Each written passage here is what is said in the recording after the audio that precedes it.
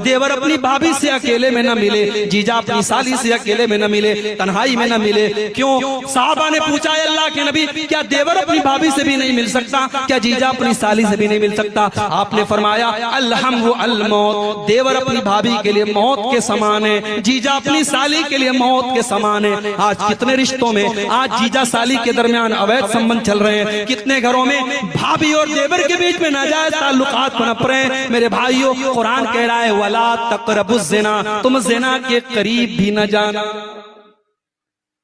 ये तो देवर तो गैर महरम है।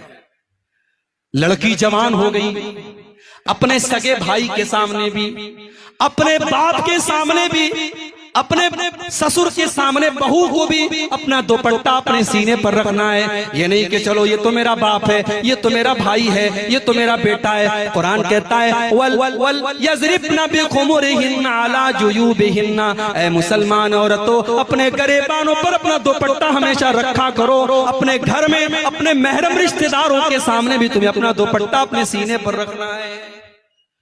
लड़की कॉलेज जा रही है, ठीक है, कॉलेज में पढ़ाने वाला टीचर मर्द है, जेंट्स है, वहां उससे टीचर से बात करना है। लड़की दुकान पे सामान लेने गई, दुकानदार जेंट्स है, मर्द है, उससे बात करना है। किसी गैर महरम से बात करने की जरूरत पड़ गई, मोबाइल पर किसी कंपनी वाले का कॉल आ गया, किसी मर्द का कॉल आ गया, बात करना है। अब अल्लाह ने उस गैर महरम से, उस मर्द से औरत बात कैसे करेगी, अल्लाह ने उससे बात करने का सलीका भी कुरान में बताया। फरमाया, फला तक़ज़ाना बिल क़ौलि फ़यत्मअल्लज़ी फ़ी क़ल्बिही मरज़ुन, ऐ मुसलमान औरत, किसी गैर महरम से तू ऐसे लहजे में बात न कर कि उसके दिल में तेरे लिए पुलाव पकने लगे, उसके लिए तेरे दिल में उम्मीदें पलने लगे। तू कड़क लहजे में बात कर, तू सख्ती के साथ बात कर। तू किसी से मोबाइल पर भी अगर कभी बात करे तो तेरी बात में नरमी नहीं होनी चाहिए, तेरी बात में मिठास नहीं होनी चाहिए। सोशल मीडिया का जमाना है, लड़कियों की आईडी है फेसबुक के ऊपर, इंस्टाग्राम के ऊपर, इंस्टाग्राम की चैटिंग में आकर के लड़का कहता है, अस्सलाम वालेकुम मेरी बहन, ये कहती है वालेकुम अस्सलाम मेरे भाई। कभी अपने सगे भाई से इतने प्यार से बात नहीं की थी जितने ये इंस्टाग्राम वाले भाई से बात कर रही है। 2-4 दिन तक वो भाई रहता है, फिर वो कहता है तुम्हारी आवाज सुनने का मन कर रहा है। ये इधर से वॉइस आवाज भेजती है, अपनी आवाज में कुछ बोल करके भेजती है। माशाअल्लाह तुम्हारी आवाज तो बहुत खूबसूरत है, हालांकि निहायत बेकार आवाज है, मगर यहाँ तो पुलाव पक रही है।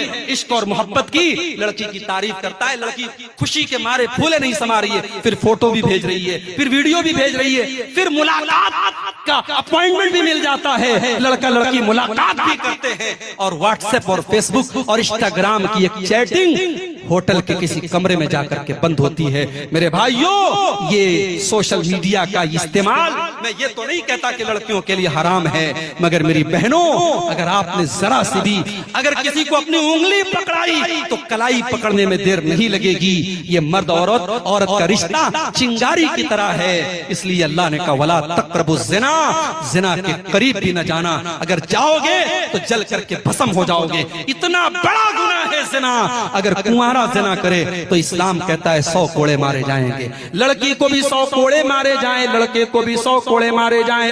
भारत का कानून कहता है अगर आपस की सहमति से ज़िना हुआ है तो उसमें कोई आपत्ति नहीं है, कोई गुनाह नहीं है। इस्लाम ये कहता है अगर ज़िना हुआ है, अवैध संबंध कायम हुआ है, निकाह के बगैर अगर रिश्ता कायम हुआ है, लड़के को भी 100 कोड़े मारे जाएं, लड़की को भी 100 कोड़े मारे जाएं।